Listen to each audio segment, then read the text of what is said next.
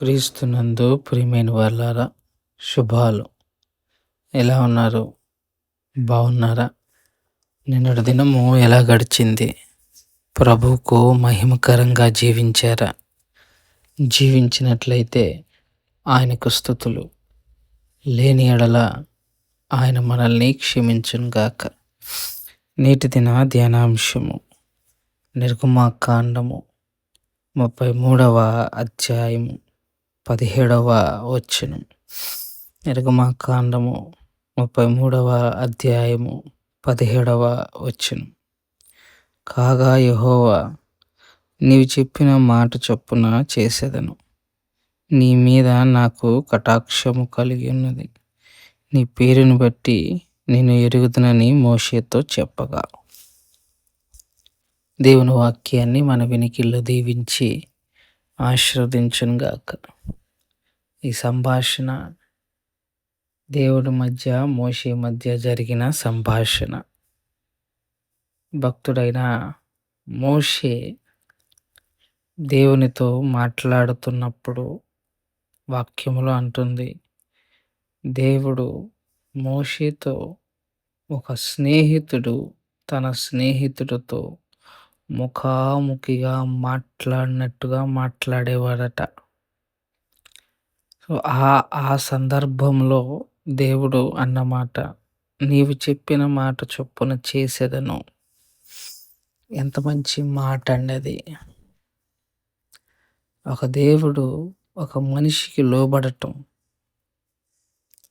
దేవుడు మనిషి చెప్పినట్టుగా చేస్తాను అనటం, అది సాధ్యమవుతుందా అంటే సాధ్యమేనని మోషే చూపించినప్పుడు సాధ్యమే. దానికి కారణాలు చాలా ఉన్నా ఈ అధ్యాయంలో ఒక కారణం మాత్రం మీకు చూపించే ప్రయత్నం చేస్తాను. 13వ వచనం 14వ వచనం చూద్దాం. కాబట్టి నీ కటాక్షము నా ఎడల కలిగిన ఎడల, నీ కటాక్షము నా ఎడల కలుగునట్లుగా దయచేసి నీ మార్గమును నాకు తెలుపుము. అప్పుడు నేను నిన్ను తెలుసుకుందును. చిత్తగించుము, ఈ జనము నీ ప్రజలే గదా అనెను. అందుకు ఆయన, నా సన్నిధి నీకు తోడుగా వచ్చును, నేను నీకు విశ్రాంతి కలుగ చేసేదనగా, మోషే, నీ సన్నిధి రాని ఎడల ఇక్కడ నుండి మమ్మను తోడుకొని పోకుము. చదవబడిన లేఖన భాగంలో దేవుడు ఇశ్రాయేలీయుల ప్రజల పట్ల కోపంతో ఉంటారు. ఆ కోపం వల్ల దేవుడు ఒక నిర్ణయానికి వస్తారు. ఏంటి అంటే, ఇక వారితో నేను వెళ్ళను, నా దూతను పంపిస్తాను అని. నా సన్నిధి నీకు తోడుగా వచ్చును అని అంటాడు.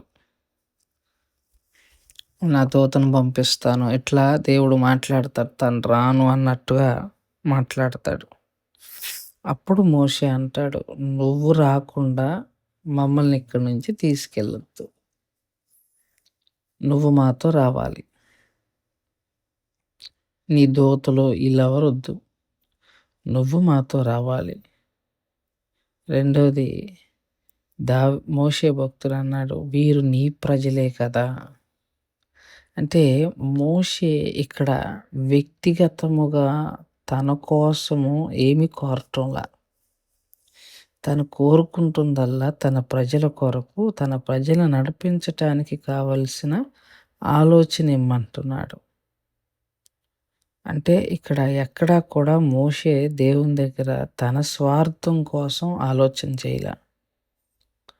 తను నష్టపోయినా పర్వాలేదు, సమాజం యొక్క శ్రేయస్సు ముఖ్యం. సమాజం యొక్క శ్రేయస్సు ముఖ్యమైనప్పుడు నువ్వు రావాలి, నీ సన్నిధి ఉండాలి అన్నది మోషే యొక్క ఉద్దేశం. ఈ ఉదయకాల సమయంలో ప్రియమైన వాళ్ళారా, ఎక్కడైతే స్వార్థం ఉండదో, ఎక్కడైతే ప్రజల శ్రేయస్సు కొరకు, ఇతరుల శ్రేయస్సు కొరకు ప్రార్థన చేస్తారో, ఎక్కడైతే దేవుని సన్నిధిని వెతుకుతారో అక్కడ దేవుడుంటారు. అది ప్రధానంగా గుర్తుపెట్టుకోవాలి. స్వార్థము ఏ మనిషి అయితే కోరుకుంటాడో నేను, నాకు, నాది అని మనిషి ఎప్పుడైతే కోరుకుంటాడో అక్కడ దేవుడు దూరంగా ఉంటాడు. రెండోది, ఎవరైతే ప్రజల శ్రేయస్సు కోరుకుంటారో, తన శ్రేయస్సు కాకుండా ప్రజల యొక్క శ్రేయస్సు కోరుకుంటారో అక్కడ దేవుడుంటారు. ఎక్కడైతే దేవుని సన్నిధిని బలంగా కోరుకుంటారో అక్కడ దేవుడుంటారు. ఉండటమే కాదు, మోషే చెప్పినట్టుగా చేసేదను అని దేవుడు అన్నట్టుగా నీవు అడిగినట్టుగా దేవుడు జరిగిస్తాడు నీ జీవితంలో, నా జీవితంలో.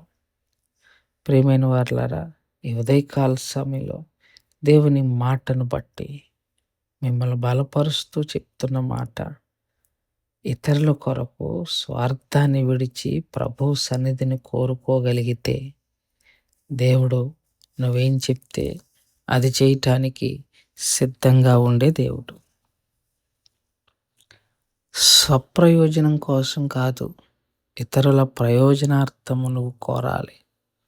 అలా కోరుకోగలిగితే దేవుడు నీ పట్ల కార్యము నువ్వు అడగకముందే నీ పట్ల కార్యము జరిగించగలిగిన దేవుడని నమ్ముచు ఈ మాటలను ఇంతటితో ముగించుకుంటున్నాను. దేవుడు దీవించి ఆశీర్వదించుగాక. మమ్మల్ని మిక్కిలిగా ప్రేమించిన మా ప్రియ పరలోకపు తండ్రి, మీ పాదాలకు స్తోత్రాలు. ఉదయకాల సమయంలో రీతిగా మీ పాద సన్నిధిలో చేరి మిమ్మల్ని స్తుతించడానికి ఇచ్చిన సమయాన్ని బట్టి మీకు స్తుతులు చెల్లించుకుంటున్నాం. కృప కలిగిన దేవా, చెప్పబడిన వాక్యాన్ని బట్టి మీకు స్తోత్రాలు. వాక్యానుసారంగా జీవించగలిగిన కృపను దయచేయండి. పూసలపాటి ప్రమీల గారి కొరకు ప్రార్థిస్తున్నాం. నిన్న దినాన కాస్త గుండె ఇబ్బంది జరిగిందని, స్టంట్ వేశారని విని ఉన్నాం. మీ అవసరాలకి నెమ్మదిని, స్వస్థతను, ఆరోగ్యం దయచేయగలరని మనవి చేసుకుంటున్నాం. ఈ ఉదయకాలపు దీవులతో నింపమని యేసు నామములో అడుగుచున్నాం తండ్రి. ఆమేన్. God bless you.